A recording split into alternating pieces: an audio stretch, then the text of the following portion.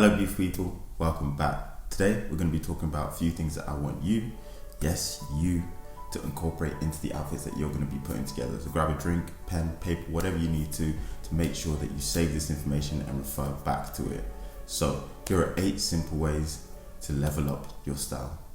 By the way, you don't necessarily need to copy me, you just need to cop things that would just fit into your own style. Let's go. A piece of jewelry. So this is primarily used as decoration or adornment to complement the outfit. Pretty self-explanatory and makes a lot of sense. So with that in mind, we're going to be considering rings, necklaces and bracelets. So necklaces, to begin with, you just want to keep it small and subtle rather than something that's large and in your face. You want to keep it slim and silver, it would be my preference. I would go with pendants, although that's not something that I haven't really tried in the past. It might be something I'd be open to in the future. But whatever works for you. Pearls can also look really nice. But in terms of keeping it small and subtle, I go with 45mm to 55mm in length. In terms of the thickness, I'd probably go with something like 3mm to 5mm. But that's just my personal preference because I think it just looks cleaner that way. There are so many different types and styles of rings out there. Maybe you want something a little more subtle and subdued, or you might want something a bit more out there. Maybe the rock star vibe is something that you're into. But I would say that choosing rings is a lot easier than it is to choose clothes, once you've found your style, that is. But if you're still experimenting, then don't go and splash out. Go to somewhere like ASOS where you can pick something up for cheap, test out the waters, and then invest in that longer term piece. When it comes to rings, I'd recommend going with 3 rings max across both of your hands. But that's just my opinion. Maybe you want to go with more than 3 rings across both of your hands. It is trial and error. I mean, I've seen people use it before and it kind of looks good. That's just my recommendation. But the last thing and really important thing that you want to take into consideration when buying rings is these sizes. So in the USA, they use letters. In Australia and the UK, they use single digits. And in Europe, they use double digits to identify the different sizes. So just bear that in mind. Bracelets. This isn't one that I've dabbled in personally, and nor do I think I'm going to be dabbling in it in the near future. But if it is something that is on your agenda, then I'll probably keep it to a cuff or a chain, and the material, keep it to silver rather than gold, as I think it can look a little bit tacky. And other materials that you probably want to avoid is probably leather straps. But with that in mind, I do think pearls could make a really nice bracelet as well. However, although bracelets can level up your outfit, in terms of accessories, I would say that they should be lower down on the list of priorities. I know not everyone has a piercing, so it's only going to be relevant to a few people. Although, if you are considering it, then do get an earring, you know? Anyway, when it comes to earrings, you want to keep it small and simple. Probably going to say that 100 times throughout this video. Keep it minimalistic, keep it simple, and you're good. Hoops, they come in different shapes, different sizes. Test them out and see which works best. Sterling silver, these small hoop earrings, they can be really cheap and easily affordable. But if you do want to push the boat out a little bit more and go for like a pendant with the hoop, then again, keep it small and simple. I know a lot of people like the kind of crosses with the hoop earrings. Same goes with studs as well. Keep it small and simple. I would stay away from like huge diamond studs, which don't look great. I think they're a little bit tacky and they can be a little bit in your face. It's personal preference, whatever works best for you. But for me, my channel, my style, minimalistic always wins. And the last thing you want to take into consideration is the material. Silver or gold will work best because they're nice, clean colors, and they're less likely to rust if they're well looked after. These are a great accessory and one that I think is essential for every man's wardrobe. When it comes to belts, I'm always going to start with the black one and then I'll move over into the brown ones. Brown can be a really nice color to add to the outfit, that nice tone that they can bring to the look. So I'd probably think about getting one of those. But going back to the black belts, you probably want one that's pretty versatile, that can do casual and more formal wear. If you do have a little bit more money or you want to separate them out, then get one for casual and then get one for formal. I like belts a lot, but I tend not to wear them too often because they can press against my stomach and just make me feel really uncomfortable. That being said, sometimes you do have to suffer for fashion because the aesthetic that they bring to an outfit is just 10/10. But I also like the fact that the belt can accentuate the waistline and create a clear separation between the top and bottom half of your body. When it comes to footwear, you guys probably know what I'm on already. If you've been following this channel and engaging with the content, you know that I like boots and loafers or anything that isn't sneakers just because of what they can bring to an outfit.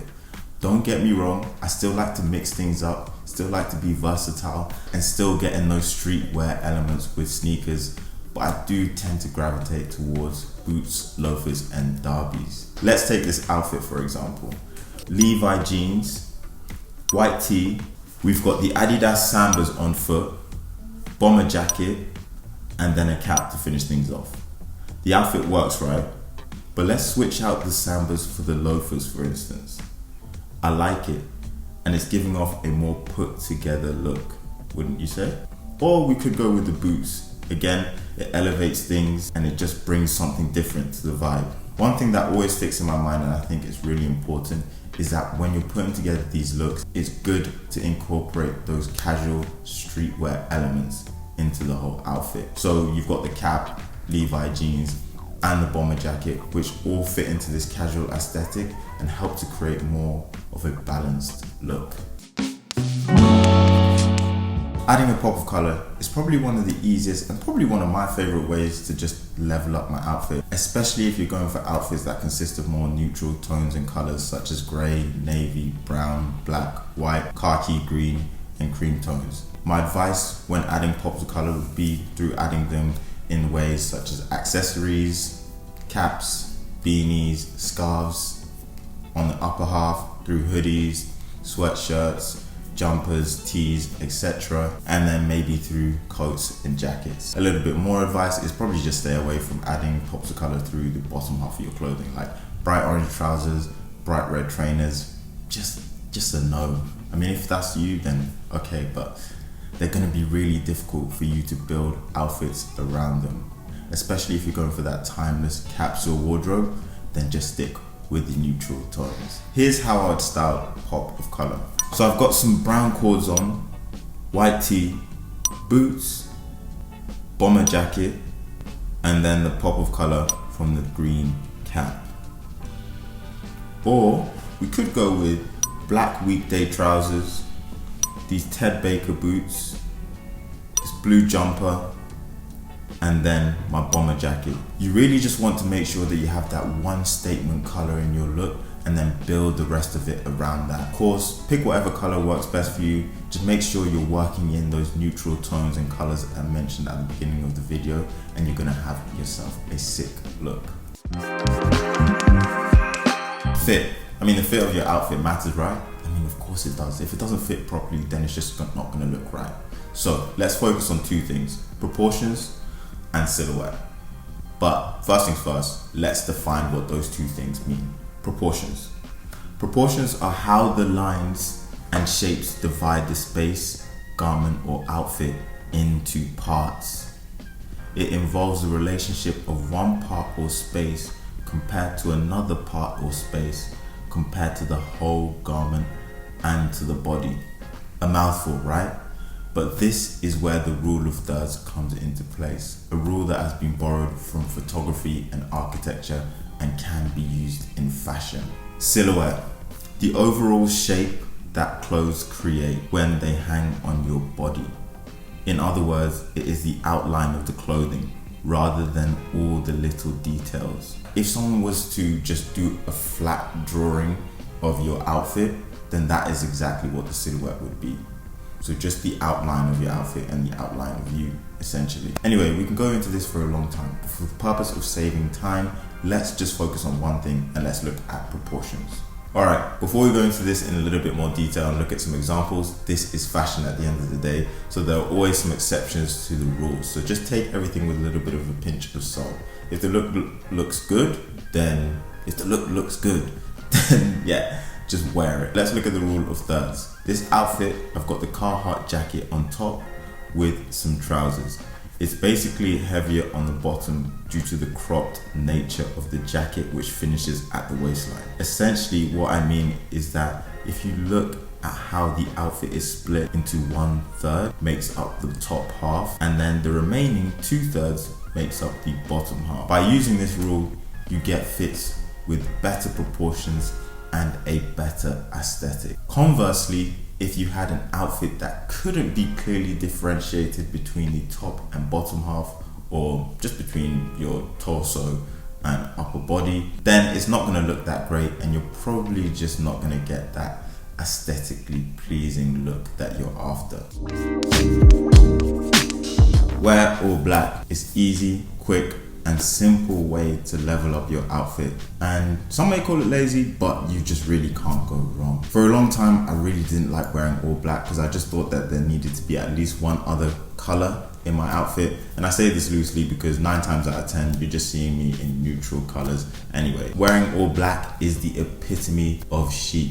It's simple, it's great when you don't know what to wear, and it always looks clean. But one thing I do want you guys to bear in mind is, if you're going with an all black outfit, how can you make it a little bit more interesting? And the one thing that I think you can do is just adding a little more texture and tones to your outfit. With this look, we've got the weekday trousers, knitted quarter zip sweatshirt from Uniqlo, Ted Baker leather jacket, my boots from Ted Baker, and then a cap. In the look, we have a variety of textures, from the cotton chino material of the trousers, the knitted wool feature from the jumper, the leather aesthetic from the boots and the jacket, and then the cotton from the cap. They all complement each other pretty nicely.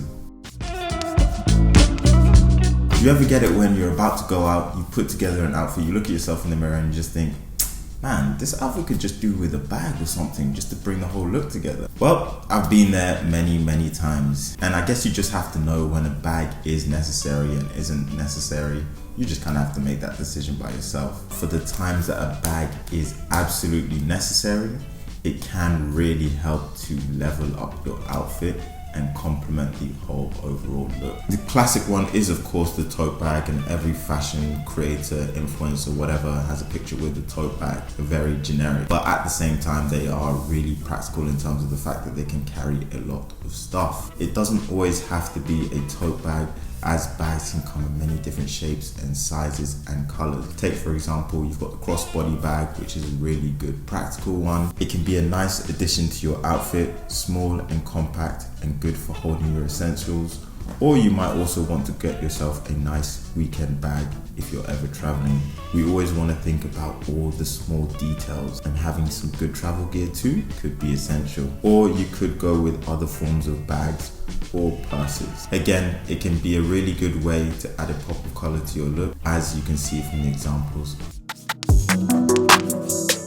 We did touch upon tones and textures in the all black section, but I did feel like it deserved its own dedicated area within the video. So when it comes to tones and textures, I always just think to myself like the Issey Miyake home plissé trousers. They are by no means affordable, and are they by any means the only way that you can add interest and texture to your look. I think they're just a great example just to use, and the pleat detailing is just so unique. Like if you've got a pair of those trousers on, you're just instantly drawn towards them, and that's exactly what we want, especially if we were to go for like an all black outfit. But let's have a look at an example of our own. So we've got these Les Tian cotton joggers, which are then paired with the washed denim jacket on top. You've got the lovely denim look, some color from the joggers, as well as the unique cotton finish that they have. A second example which we have are these wool Arctic trousers, which are then paired with this Arctic quarter zip sweatshirt in cream. Even though they're both made of wool, there are still significant differences in the texture. Even if the details in the textures are very subtle and not as prominent as something like pleats, I think it's still nice for you to have that and add that into your outfit, because at the end of the day, you're going to be dressing for yourself. It's nice to appreciate that garment and appreciate how it looks up close. Now, I really hope that you guys have been taking in those tips, taking down some notes, writing it down, maybe saving the video so that you can refer back to it. You don't have to implement all of the tips all at once, but just experiment and see what works best for you. But like, subscribe, as always, follow me on all the regular social channels, Instagram, TikTok, Pinterest, wherever you're gonna find me, and I'll see you guys in the next one. Peace.